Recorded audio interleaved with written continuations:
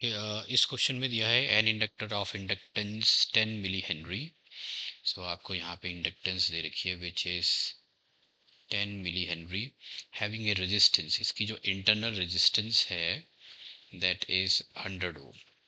तो inter resistance को मैं स्मॉल आर से डिनोट करता हूँ। This is of the inductor is connected to a battery of EMF 1 volt through a switch as shown in the figure. After the switch is closed, the ratio of instantaneous voltage across the inductor when the current passing through it is 2 milliampere and 4 milliampere आपको निकालनी है। तो एक 2 milliampere के case में instantaneous voltage आपको निकालनी है, एक 4 milliampere के केस में इंस्टेंटेनियस वोल्टेज आपको निकालनी है, और फिर इन दोनों का निकालना है रेशियो। ओके तो हाँ, लेट्स से सर्किट हमने क्लोज कर लिया। सर्किट क्लोज कर लिया तो हम यहाँ यूज़ करेंगे let this is a closed loop. Let's consider this as a closed loop and we traverse in this direction. ये negative है, ये positive है। This is the EMF of the battery और ये इंडक्टर है। तो according to Kirchhoff's voltage law, sum of the potentials, जितने भी potentials हैं इन ए क्लोज सर्किट, इन सब का जो सम जो है that is equal to zero. तो sum of algebraic sum of potentials in a closed circuit is always equal to zero. Algebraic sum of potentials in a closed circuit is always equal to zero. तो battery का EMF हम जा रहे हैं negative से positive. तो आपको याद रखना है जब आप ट्रेवर्स करते हो from the low to the high potential, potential increases, तो इसका ईएमएफ हम लेंगे positive plus. Kirchhoff's voltage law में यूज कर रहा हूँ। अब इसमें जो इसकी इंटरनल रेजिस्टेंस है, इसके क्रॉस जो वोल्टेज ड्रॉप है, हम इधर को ट्रेवर्स कर रहे हैं। करंट हमेशा जाता है हाई से लो पोटेंशियल की तरफ, तो डिक्रीजिंग पोटेंशियल की तरफ जा रहे हैं।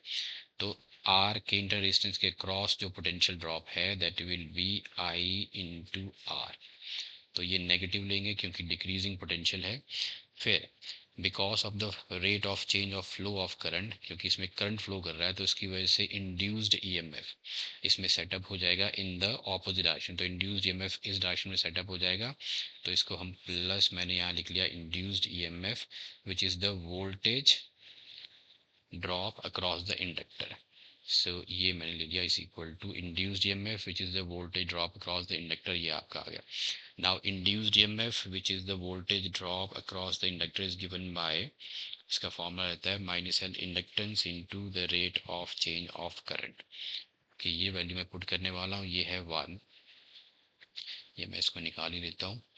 This is the voltage drop across the inductor V L is equal to, मैं यहाँ लिख लेता हूँ this is E minus I R plus voltage drop across the inductor which is minus L into di by dt is equal to 0।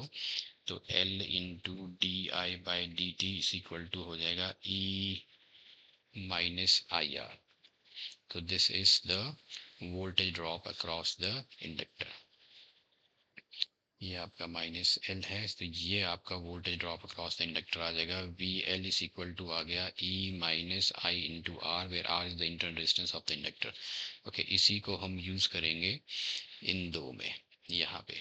तो यहाँ पे V one according to this formula आ जाएगा E minus current in the inductor into its internal resistance. तो EMF of the battery है 1, current जो है वो 2 मिली एम्पियर है। So 2 into 10 raise power minus 3 into internal resistance जो है that is 100 ohm.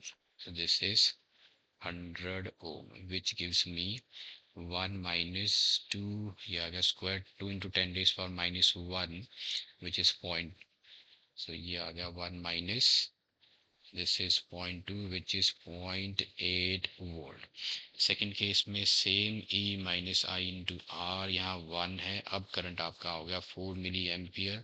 So 10 raise power minus 3 into inter resistance same है। So 1 minus this is 0.4, 1 minus 0.4 हो जाएगा दिस इज 0.6 वोल्ट। इन दोनों का आपको चाहिए रेशियो। तो voltage across the inductor, instantaneous voltage across the inductor in two cases is 0.8 by 0.6 which is 4 by 3। तो आपका जो करेक्ट आंसर है फर्स्ट वन 649 4 by 3।